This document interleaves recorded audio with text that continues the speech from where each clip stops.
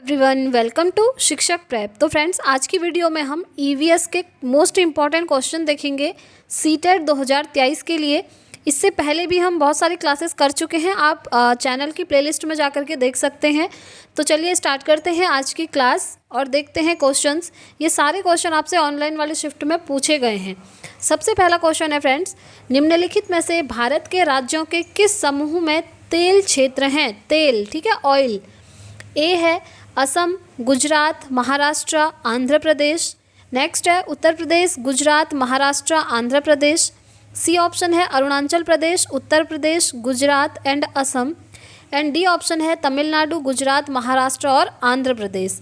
तो इसमें से आपको करेक्ट आंसर चूज़ करना है। तो देखिए, उत्तर प्रदेश में तो नहीं होता है, जहाँ जहाँ उत्तर प्रदेश लिखा है उसको आप कट कर देंगे, ठीक है। बचे ये दो option, option A and option D. तो देखिए, ऑप्शन ए करेक्ट आंसर है। असम, गुजरात, महाराष्ट्र और आंध्र प्रदेश ये जो है तेल के क्षेत्र हैं, ठीक है, ये आपको याद रखना है। चलिए आगे बढ़ते हैं। नेक्स्ट क्वेश्चन, घरों के विषय में निम्नलिखित कथनों पर विचार कीजिए। तो देखिए, लेह में 2 मंजिले समतल छतों के मकान होते हैं। मैंने आपको बताया हुआ है ऑलरेडी ये थियोरी में, ठीक है। लेह लद्दाख में जो है 2 मंजिले समतल छतों के मकान बनाए जाते हैं। ये ऑप्शन बिल्कुल सही है।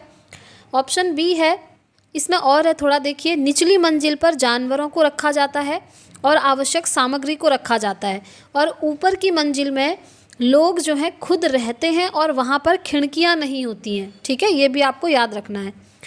ऑप्शन बी है, हिमाचल प्रदेश में घर बांस के खंभों पर बनाए जाते हैं। ये बिल्कुल गलत है। ऑप्शन सी है, राजस्थान के गांव के लोग कटीली झाड़ियों की छतों वाले मिट्टी के घर में रहते हैं। तो थियोरी आपने पढ़ी है, मैंने आपको बताया था, ये ऑप्शन भी बिल्कुल सही हो जाएगा। डी ऑप्शन है, श्रीनगर के अधिकतर लोग हाउस बोट में रहते हैं।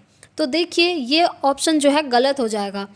श्रीनगर में जो पर्यटक आते हैं ना घूमने के लिए, उन लोगों के लिए जो है हाउस बोट की व्यवस्था की जाती है, ठीक है। और वहाँ के जो स्थानीय लोग होते हैं वो डोंगा में रहते हैं, ये आप याद रखिएगा। इसलिए ये ऑप्शन जो है यहाँ पर बाहर हो जाएगा, क्योंकि श्रीनगर के अधिकतर लोग हाउस बोट में नहीं रहते हैं, वो लोग रहते हैं डोंगा में। हाउस बोट उनके लिए बनाई जाती है जो पर्यटक के तौर पर वहाँ पर आते हैं, यानी कि घूमने के उद्देश्य से आते हैं, ठीक है। तो इस तरह से option A and option C हमारा सही हो जाएगा, जो कि आपको दिख रहा है ऑप्शन नंबर 4 में। तो option 4 is the right answer. चलिए नेक्स्ट क्वेश्चन देख लेते हैं। पृथ्वी पर उपलब्ध ताजे जल का प्रतिशत है। वैसे तो आप जानते हैं पृथ्वी पर जल कितना होता है, 71% पाया जाता है, जिसमें से 97.3%, इस 71% की बात कर रहे हैं, ठीक है। इस 71% में से 97.3% जो होता है वो पानी सॉल्टी होता है, यानी कि नमकीन होता है, ठीक है।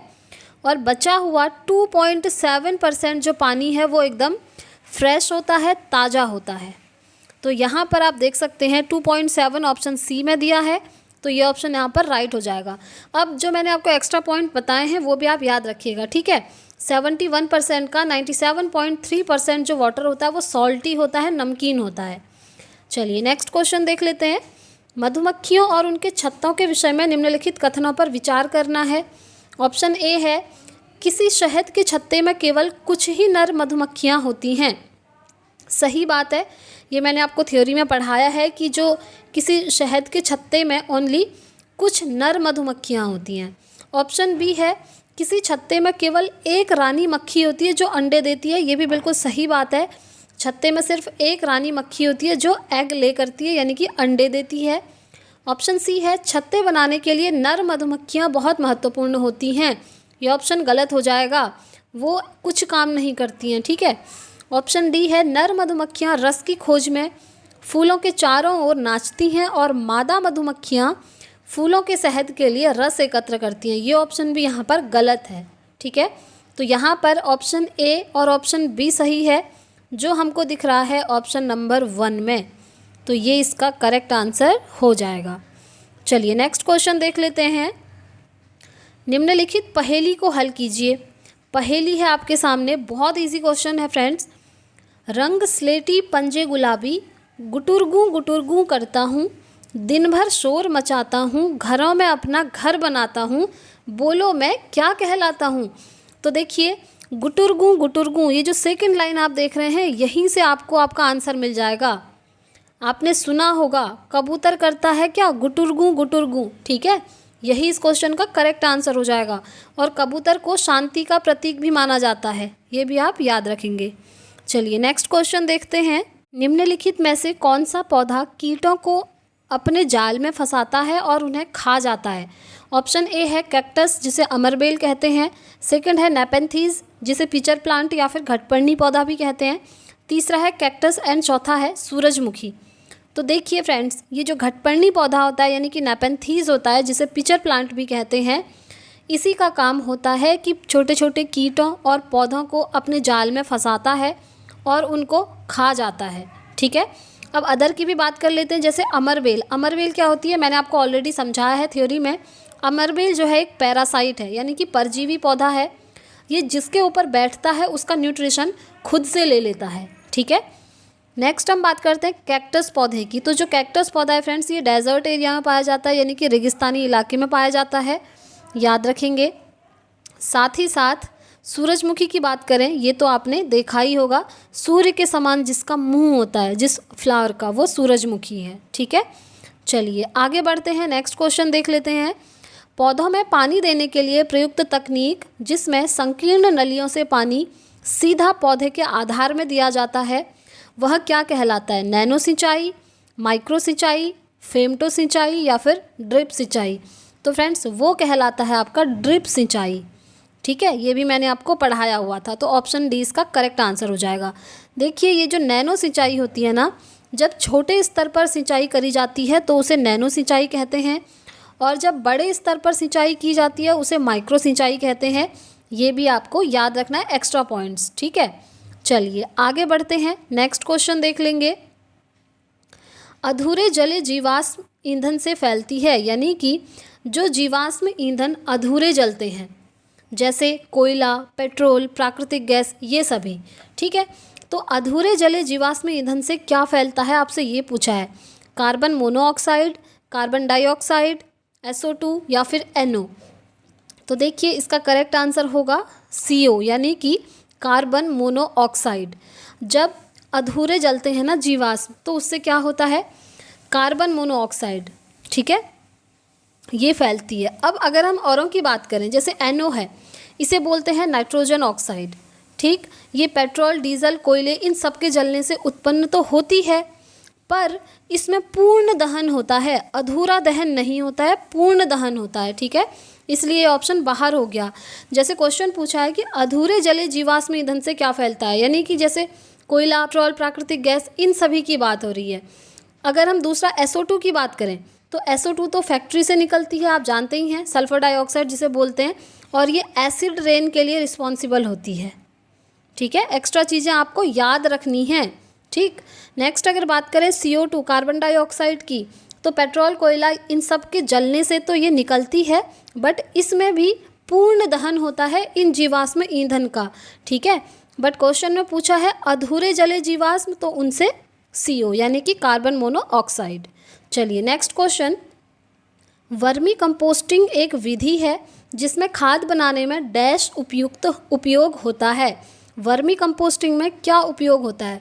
ऑप्शन ए है फीताकृमि, बी है जौंक, सी है केंचुए और अंकुशकृमि। तो इसका करेक्ट आंसर होगा फ्रेंड्स ऑप्शन सी, केंचुए। केंचुओं को किसान का मित्र भी कहा जाता है, याद रखेंगे। ठीक है, और ये जो फीताकृमि, जौंक और अंकुशकृमि हैं, ये तीनों पैरासाइट हैं।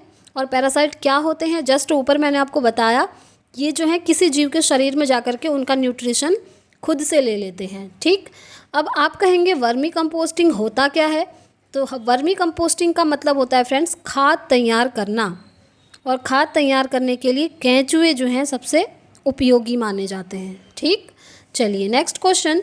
सांप के जहरीले दांतों को क्या कहा जाता है। कसक, विषदंत, कृंतक या फिर शल्क। तो देखिए सांप के जो जहरीले दांत होते हैं उन्हें कहा जाता है विषदंत। ठीक है, ऑप्शन बी इसका करेक्ट आंसर है। अब आपको और चीज़ें भी एक्स्ट्रा में याद रखनी है जो कि सीटेट में पूछी गई हैं। ठीक है, जैसे सांप के कितने जहरीले दांत होते हैं? 2 जहरीले दांत होते हैं, याद रखेंगे। जब भी किसी को काटते हैं कुछ इस तरह के 2 पॉइंट का साइन बनता है ना, ये जो है इनके जहरीले दांत होते हैं, ठीक है। और इंडिया में 4 प्रकार के जहरीले सांप पाए जाते हैं, ये भी आप याद रखेंगे।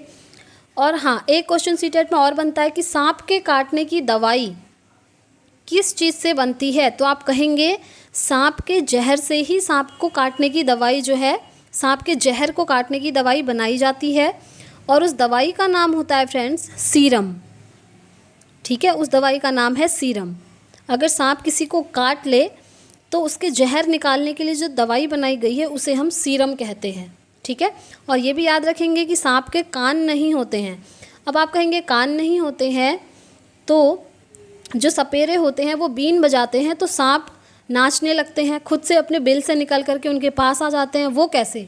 वो इसलिए फ्रेंड्स क्योंकि वो वाइब्रेशन को फील करते हैं, ठीक है। सांप के कान नहीं होते हैं बट वो वाइब्रेशन को फील करते हैं, ये चीज़ आप याद रखिएगा।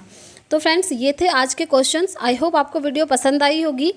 पसंद आई है तो प्लीज़ वीडियो को लाइक एंड शेयर कीजिएगा। चैनल पर नए हैं तो चैनल को सब्सक्राइब कीजिएगा। एंड हाँ, अगर आपको CDP के फ्री ऑफ कॉस्ट नोट्स चाहिए तो आप मेरे टेलीग्राम ग्रुप से जुड़ जाइए। वहाँ पर मैंने हर चैप्टर के फ्री ऑफ कॉस्ट नोट्स आपको प्रोवाइड करे हैं PDF फॉर्मेट में, ठीक है। तो इस वीडियो में इतना ही रखते हैं फ्रेंड्स, मिलेंगे अब नेक्स्ट वीडियो में। तब तक के लिए thank you, bye bye, take care, all the very best.